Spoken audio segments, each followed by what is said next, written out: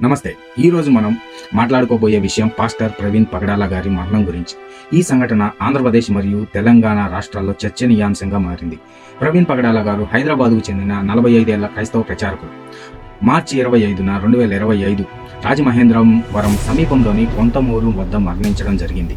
పోలీసుల ప్రాథమిక దర్యాప్తు ప్రకారం ప్రవీణ్ గారు విజయవాడ నుంచి రాజమహేంద్రవరం వైపు తన రాయల్ ఎన్ఫీల్డ్ మీద ప్రయాణిస్తుండగా రోడ్డు ప్రమాదంలో మరణించారు అని అయితే అనుకుంటున్నారు. ఈ సంఘటన మార్చి 24 రాత్రి జరిగినట్లుగా తెలుస్తుంది. అయితే ఈ ప్రమాదం చుట్టూ అనేక అనుమానాలు అయితే వస్తూ ఉన్నాయి. పోలీసుల ప్రాథమిక దర్యాప్తు ప్రకారం ప్రవీణ్ గారు విజయవాడ నుంచి రాజమహేంద్రవరం వైపు తన రాయల్ ఎన్ఫీల్డ్ మీద ప్రయాణిస్తుండగా రోడ్డు ప్రమాదంలో మరణించారు అని పోలీసులు చెప్తున్నారు. కానీ ఇక్కడే ప్రమాదం చుట్టూ అనేక రకాల అనుమానాలైతే అందరికీ రేకెత్తుతున్నాయి.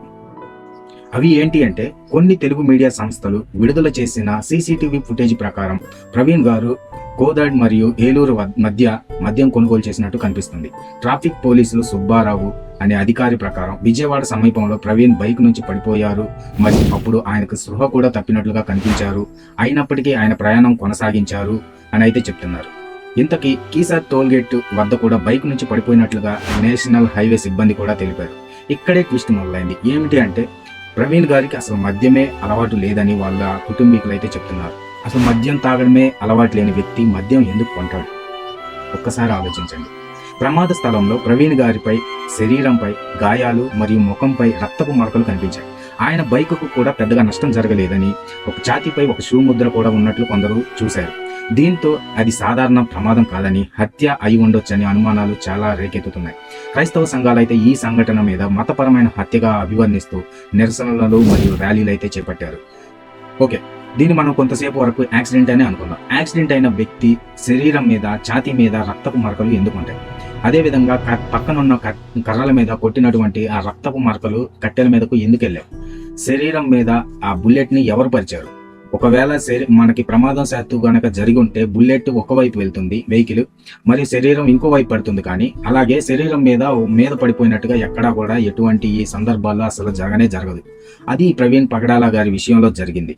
అందువల్ల ఈ అన్నిటిని బేస్ చేసుకొని క్రైస్తవ సంఘాలు అయితే ఇది సాధారణమైనటువంటి ప్రమాదం అయితే కాదు, ఇది ఎవరో కావాలని అయితే చేశారు, ఇది కావాలని మతపరమైన హత్యగా అయితే భావిస్తున్నారు. ప్రవీణ్ గారి భార్య జెస్సికా పగడాల కుటుంబ సభ్యులు సత్యం బయటకు రావాలని కోరుతూ వీడియో సందేశాన్ని కూడా విడుదల చేశారు. ఆంధ్రప్రదేశ్ ముఖ్యమంత్రి అయిన చంద్రబాబు గారు ఈ కేసును లోతుగా దర్యాప్తు చేయాలని ఆదేశించారు. ఈస్ట్ గోదావరి జిల్లా పోలీసులకు స్పెషల్ ఇన్వెస్టిగేషన్ టీంని కూడా ఏర్పాటు చేసి పోస్ట్ మార్టం రిపోర్ట్లు మరియు ఫోరెన్సిక్ రిపోర్ట్లు కోసం ఎదురు చూస్తున్నారు అని తెలుస్తుంది. అయితే ఈ కేసు ఇంకా పరిష్కారం కాలేదు. ఇది ప్రమాదమా లేక హత్య అనే విషయంపై స్పష్టత రావాల్సి ఉంది. ప్రవీణ్ పగడాల గారి మరణం చుట్టూ రాజకీయ మరియు సామాజిక చర్చలు జరుగుతున్నాయి. సత్యం బయటకు వచ్చే వరకు కూడా అనవసరమైన ఊహాగానాలు మానుకోవాలని కుటుంబ సభ్యులు కోరుతున్నారు. ఒకవేళ ఇది మతపరమైన హత్య అయితే ఒక్కసారి ఆలోచించండి. ఏ వ్యక్తి అయినా కానీ మతపరమైనటువంటి ప్రశ్నలు వేసినప్పుడు ఆ వ్యక్తికి ఆ మతపరమైనటువంటి సమాధానం ఇవ్వాలే కానీ ఆ వ్యక్తి మీద దాడులు చేయడం కానీ, ఆ వ్యక్తి మీద హత్య ప్రయత్నం చేసి ఆ వ్యక్తిని హతమార్చి ఈ భూమి మీద లేకుండా చేయటం అనేది, ఒక మనిషి ప్రాణం తీయటం అంటే ఎంత ఒక హీనమైన చర్య ఒక్కసారి ఆలోచించండి. మతానికి విలువిస్తున్నాం కానీ మనిషికి విలువివ్వడం లేదు. మతం గురించి ఒకవేళ ఎవరైనా ప్రశ్న అడిగినప్పుడు దాన్ని మనం సమాధానం చెప్పి అతని నోరు మోపించడం కానీ, లేదు అంటే ఇది నా సమాధానం అని చెప్పుకోవాలి. కానీ ఒక మనిషికి ఆ సమాధానం చెప్పలేక మనం ఆ వ్యక్తినే లేకుండా చేసేయడం అంటే, ఒక వ్యక్తి ప్రశ్నించాడు అని ఆ వ్యక్తిని మనం హతమార్చడం అంటే మన మానవత్వానికి అసలు ఏమైనా విలువ ఉందా? మన దేశంలో మతానికి ఇచ్చినటువంటి విలువ మన మనుషుని ప్రాణానికి లేదని స్పష్టంగా అర్థమవుతుంది. ఏది ఏమైనప్పటికీ ప్రవీణ్ పగడాల గారి ఆత్మకు శాంతి కలగాలని కోరుకుందాం. ఈ కేసు గురించి మీ అభిప్రాయాలు కామెంట్ ద్వారాగా తెలియజేయండి.